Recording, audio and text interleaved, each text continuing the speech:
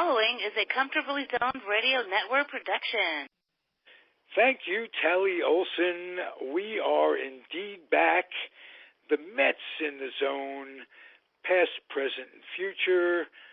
I've got half the excellent podcast team with me. It's Marty's here and Robert isn't. We'll start without Robert and celebrate what could be, as far as I'm concerned, was the best streak and the most unexpected streak, happy streak of great games in the past 4 or 5 years, I'd say. Would you agree, Marty? Rose? Absolutely. Look, let's face it, we all had the team dead and buried in June. And at the time, I think they deserved it. They were just playing terrible. There was inconsistency everywhere. People were complaining. Management, and right. I will give them credit. They didn't overreact and fire as I wanted them to do, and I think you'd agree. I would have been happy if they would have fired both the general manager and the manager at that time. I think all the fans would have agreed at that point. Yeah, definitely. And, complaining about Cano and complaining about the bullpen. But some things happened since then that, were instrumental in this change. And Marty, I think you hit on something, and that's the bullpen. They've improved the bullpen, but given the fact that Diaz is still pitching with, and you mentioned this, you brought it to my attention, that he's got bone spurs in his elbow. Am I correct? That's Why right. does a contending team, a major league team, have a pitcher throw through something like that when DL him, give him some orthopedic surgery? He's still bringing it at 98, and he's not complaining about pain. But obviously, to me and everybody else, he can't throw the slider with that elbow problem because every time he throws it, it's a home run. Every time. Does he have to an elbow problem in the first place? I don't know if they didn't complain about it earlier in the season, but I think once he started having problems, they did an MRI, and that's what they found. But if they found that, they should just DL him and not put him out there, because even though he's throwing 98 without pain, the hitters catch on to that. You could throw 98 is the kind of thing they're used to if they're not expecting anything else, and whenever he throws something else, if he throws that breaking pitch, it's bye baby. Right. So I don't understand why they didn't go for the guy the Cubs picked up from the Red Sox, who played out his option, Cantrell or whatever his name is. Mm-hmm. You know who I'm talking about? I'm not that familiar with the Red Sox. They let a player play out his option. He was a free agent, and he signed with the Cubs, and he was their closer last year, and his name escapes me. Uh-huh. There's Robert, I'll bet. Hello. Robert? Hey. There you go. We started. How you doing, Robert? Robert Cole has joined us. We're talking the Mets, and we're celebrating what Marty and I agree is the best streak they've had in the last 14 years, or last 5 years. these past 14 games have been miraculous. So we've caught you up. Okay, I'm in. And maybe you can answer the question of Diaz. He reputedly has some bone spurs, can't throw a slider, and at least effectively, and he's still in there. They keep going to him. I wonder why. That's all. Well, okay, we were all upset yesterday. Okay, Diaz gave up the home run, and I was as upset as anybody. And then overnight, thinking about it, I said to myself, well, you know what? To be fair, Friday night, Avalon gave up a home run, put the Mets behind. They came back. Saturday, Lugo gave up a home run. The Mets fell behind. They came back. Yesterday, Diaz gave up the home run. The Mets didn't come back, and that's what we remember. So, I mean, all 3 nights, all 3 games, basically the same thing happened, except that yesterday they didn't come back.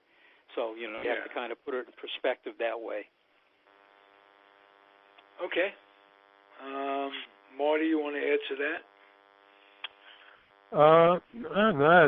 I agree. I mean, everybody did give up a run late in the game, but for some reason, which they had not done, they're coming back late. And that is something that's good to see.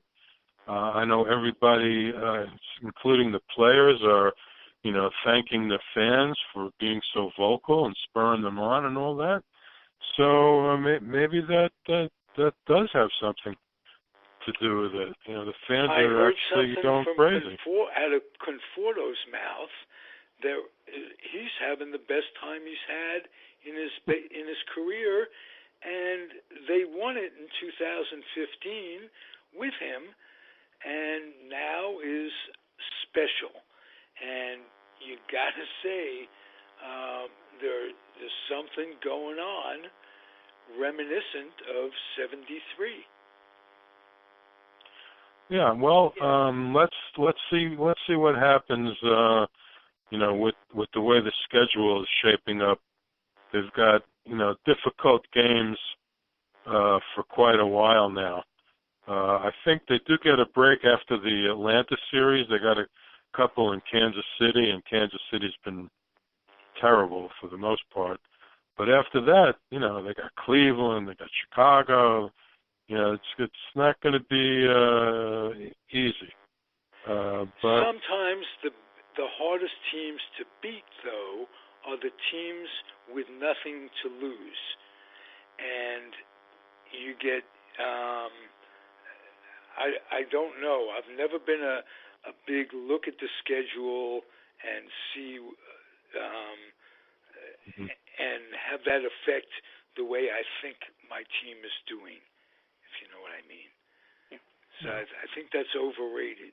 You catch. Well, I mean, we expected them to do well against the sub 500 teams that they just got through playing, and they did. And in fact, they did better than anybody thought they would do, including sweeping Miami, who's given them trouble year after year. So right. Yeah, they're winning 2 out of 3 in Washington wasn't so bad. That last game, notwithstanding, hurt a little bit, but 2 out of 3. Robles kills us. I'll tell you what. We should have gotten him. They got some good hitters. Yeah, yes, they do. So this kid Soto's only 20. Holy mackerel! This kid's going to be great. He's absolutely. They do not miss Bryce Harper one bit from. No. If anything, it's actually helped them because it's not all about Bryce Harper. It's it's kind of spread among a whole lot of other players. Yeah. Absolutely that. Trey Turner's great also. He's really good. Oh yeah. And they have decent starting pitching. Okay. After that, I mean, it's unbelievable their bullpen, but That's the only blessing I see in competing with those people, is their weak bullpen. And Doolittle is good, but getting there is the issue. Well, yeah, and Doolittle, for some reason, the Mets are his kryptonite. Right. The league has scored 9 runs off him without the Mets. Okay, the Mets themselves have scored 10 runs off of him. So, the Mets just have his numbers, just one of those things. But the next series in Atlanta, to me, is the biggest series of the year. Okay, they don't have to sweep it. Okay, even winning one game would go a long ways as long as they were competitive in the other two. But they can't get swept, and they can't look bad in those 3 games. Yeah, it would burst the bubble. Right. Okay, let me ask you guys, and I'll start. I think the number one reason for their turnaround is the vulture. Does that make sense? Well, it's certainly that when they brought him in and they got rid of the pitching coach, after a little bit, they stumbled a little bit. But, yeah, I mean, you can say that. Okay. But I mean, it's not a right or wrong question, so I'm going to ask you, and I'll start with Marty. What do you think is another big reason for the turnaround? Well, as far as the pitching, I think you may have something with Phil Regan, because from what I heard, he's keeping them very loose. He's joking around with them. He's asking them questions at the beginning of the game. He puts things on the blackboard, and I think they are responding to him. Outside of that, and somebody's going to kill me for this, but Cano getting hurt, I think. Addition by subtraction. I mean, look, why was he hitting behind Alonso, and what has Alonso done since Cano was not hitting behind him anymore? He's all of a sudden woken up. Hello. I mean, everybody was saying that. You got to have some protection for the guy. And, everybody, J.D. Davis is doing well, really well.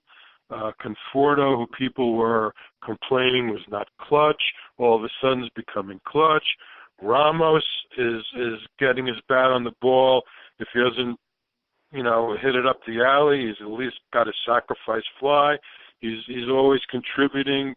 Fraser had that big 3-run homer late in the game the other day. So, everybody's contributing. Even Guillermo, pinch hit homer, his first homer in the major leagues ever. So everybody is getting in on this. It's fun. Nice. It really is. And I heard some good news today. Nemo is going to go out on some rehab assignment next week, which means the week after he should be back in the bigs. That's great. To get that out there out of here. Boy, what a lot of people, don't understand, and I'm seeing on the Met sites, is when they put Nimmo last week on the 60-day, everybody was assuming the 60 days started over again, and it doesn't. Oh, no. All that was a paper move, to open up a spot on the 40-man roster. When you're on the 60-man DL, you don't have to take a spot on the roster. When you're on a 10-man DL, your roster spot is taken by you. So they needed a spot for, I forget who, Panic or one of the guys. They brought Brock, I guess. I think it was Panic that they signed. Okay. Yeah, and that guy Brock also, the pitcher. Yeah. So they had to make room on the 40-man roster, so they were able to do that. Now when Nimmo comes back, you say goodbye to Altier. Nobody will want him, and you put him back in, in Syracuse. Exactly. But to go along with, your question, Ralph, what was the difference? And Marty and I talked about this a little while back, okay? The bullpen, when Avalon and Wilson came back healthy, that totally changed the bullpen. Because now you had those two guys. You didn't have to push Lugo, 2 innings or 2 days in a row. Okay. Right. Giselman was able to start getting some rest. Okay. And all of a sudden you lengthened the bullpen. And they did not have a left-hander with those two guys out. Not correct. one. Correct. Yeah. So that that I think that made a big difference. The bullpen, and of course bringing Phil Reagan in, he may have had something to do with that too. Talking to some of these guys, even Familia the last couple of times has looked decent. So that would be a godsend if Familia all of a sudden got his sinker back and could take that spot at the end of the the bullpen. Oh, right. That would be tremendous. Well, you mentioned Cano being gone. Panik is really a good second baseman, and Rosario has upped his game offensively and defensively, not just these past 14 games. For a month now, he's been playing really good ball. Yeah, raising him in the lineup has helped a lot, because hitting eighth, what are you going to see? Right. Well, Marty, you and I talked about that at the beginning of the year when we were talking about, lineup construction, that he should be batting first and second. He and McNeil should be batting first and second, in whichever direction. But one of them should be first, one of them should be second. And, yeah, it's working out pretty good. Yeah. Where did J.D. Davis come from? Houston. How did that happen? Well, he was blocked in Houston. He wasn't going to get the first base job. He wasn't going to get the third base job. Those were his two positions. And there was an opportunity to pick him up. And in one of the smarter moves that Brody made, he picked him up. For not a whole lot. I think a minor league, irrelevant minor league player. And he's been tremendous. Unreal. And he's got monster power. Oh, he's a big guy. I didn't realize he was as big a guy as he was. First few games, I didn't really get a good look at him. He's a big guy. Him, Alonso. I mean, I wouldn't mind running behind those two guys in a football field. Right. Or in an alley somewhere, you like them in front of you. Absolutely. Them and Bubba Paris. All right. Anything on your minds that you want to share as we come to a close?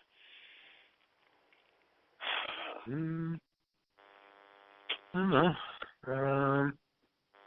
Well, the one thing that I mentioned to you guys offline was, wouldn't it be nice right now if Cespedes hadn't gotten hurt with his ankle? Oh, yes.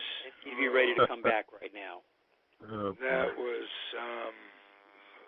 very well said, because you said it at just the time that they were going good and needed a boost. It wouldn't have mattered, really, if they continued to go into the dumpster as we thought they were going to do. But I mean, Marty said something tonight that really puts perspective into this. Let's not get too excited and drink all of the Kool-Aide yet. No, let them play play some good teams, and however, at least we have some interest, and we have 5 healthy starters, Ralph. Yes, which a lot of teams don't. Right. Really good starters too. Matz is coming along beautifully. Stroman looked good the other day.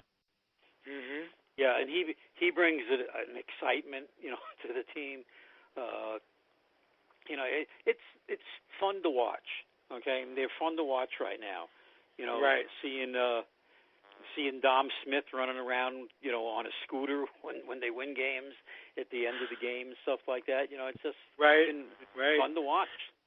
And I'm glad that Fraser came around, because he's a big part of their clubhouse too. So they're starting to feel it. They have the hope. They have a belief system. Alonzo really said it early on. This team is better than we're playing, he said. Oh, yeah, they were. I mean, they would have had pieces there. There were pieces there. Yeah.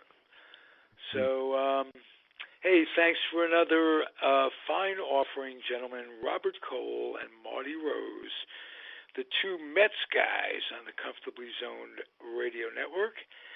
I'm Ralph Tyko, the weak link of it all, and I want to thank you, everybody, for listening. Adios, guys. Good night. Good night.